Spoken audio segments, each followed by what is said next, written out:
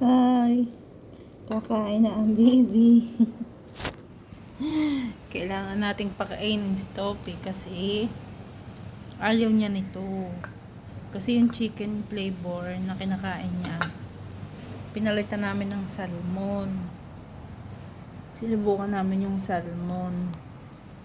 Ayaw ni Topi. Tignan nyo. Kailangan ko pa siyang pakainin. Subuan pa, parang bata. Tingnan mo. Dali na, kain na, bebe. Abay, stand up!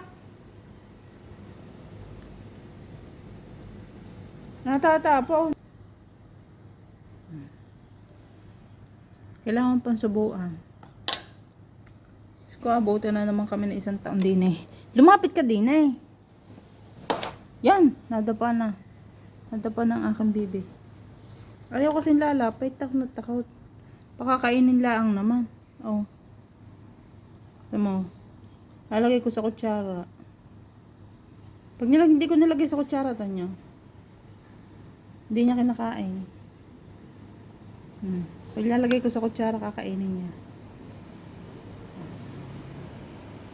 Ito lang naman. Pero pag beef naman yung beef, kinakain niya mag-isa.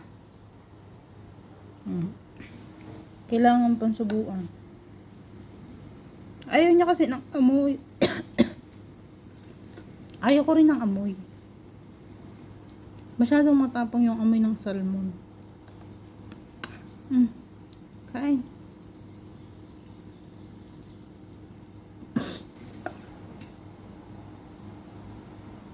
Arte.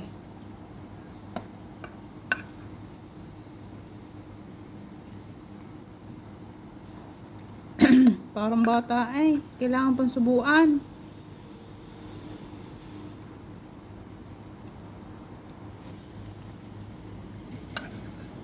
Oh.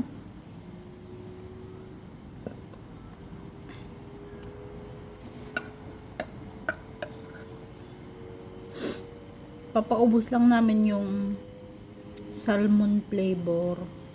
Tapos, babalik na kami sa chicken. Kasi ayaw niya nito. Ayaw nito ng fish. Mahal-mahal ng salmon eh. Ayaw mong kainin.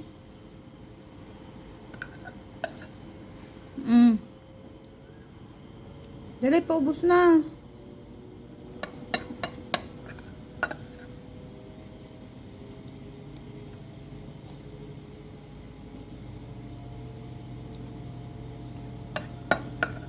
Paubos na.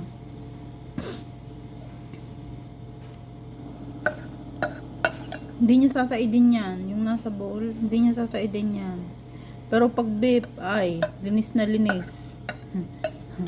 Kahit hindi mo nahugasan.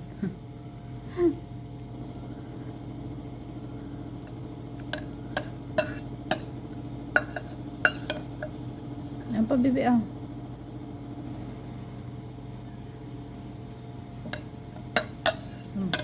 Ubusin mo, dali. Ubusin mo, Ray. Ubusin mo. Ayan. Aba? Ubusin mo, sayang. Ubusin mo. Nasa kutsara. Ubusin mo, sayang. Ayaw. Ayaw na. So, ayun. Mamayang hapon, gana na naman. Hindi na naman niya kakainin kasi yung isang portion niya, pinaghahati ko. Kalahati sa umaga, kalahati sa hapon. Dahil yung pagkain niya ay sinasamahan ko ng kibbles. So, yun. Ayan. Bye-bye na, guys. O, bye-bye. Tabi. O, bye-bye ka na. Si bye-bye. Busog na po ako. Bye-bye po.